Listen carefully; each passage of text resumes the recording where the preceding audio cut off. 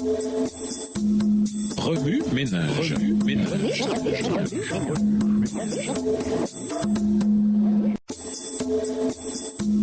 Remue ménage.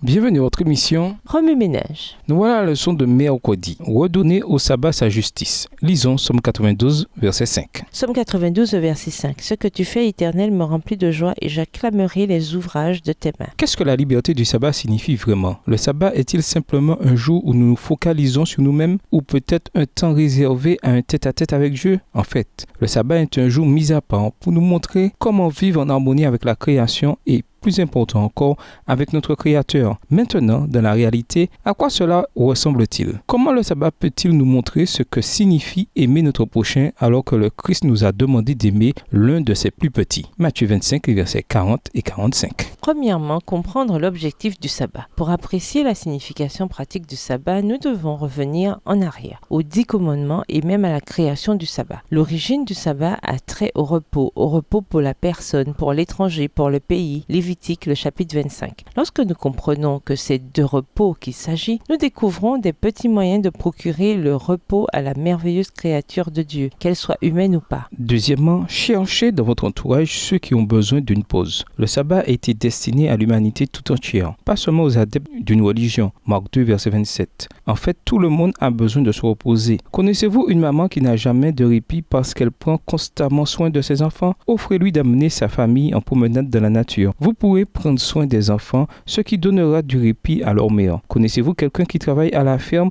et qui doit faire quelques labeurs essentiels le sabbat matin, comme par exemple traire les vaches? Offrez-lui votre aide avant de vous rendre à l'église. Troisièmement, adorer avec ceux qui aiment Dieu. Bien que nous puissions ne pas toujours nous en rendre compte, l'adoration est en soi une forme de repos. Elle nous sépare des labeurs quotidiens et relie notre cœur et notre esprit au ciel pour que nous puissions être spirituellement renouvelés. Pendant que nous chantons, partageons, prions et écoutons nos frères et sœurs dans la foi, nous nous aidons mutuellement à nous décharger des fardeaux de la semaine. Lorsque nous nous unissons au pied de la croix, nous conduisons l'assemblée là où le Christ a pris sur lui tous nos fardeaux pour que nous puissions jouir d'un repos de sabbat éternel en lui. Quatrièmement, prenez aussi soin de vous. Le repos du sabbat s'applique à tout le monde, y compris à vous. Assurez-vous donc de vous garder en bonne santé. Accordez-vous vos 8 heures de sommeil et un régime nutritif. Sortez, prenez l'air, profitez du soleil. Le fait de passer du temps dans la création de Dieu vous aidera à renouveler votre engagement envers la liberté du sabbat. Remue ménage, faites une liste des façons pratiques de soulager de leur fardeau ceux qui vous entourent. Comment ceux qui, parmi nous, connaissent la vérité du sabbat peuvent-ils s'assurer de l'appliquer dans le contexte de l'attention à apporter à nos semblables? Au revoir. Et à demain si Dieu veut.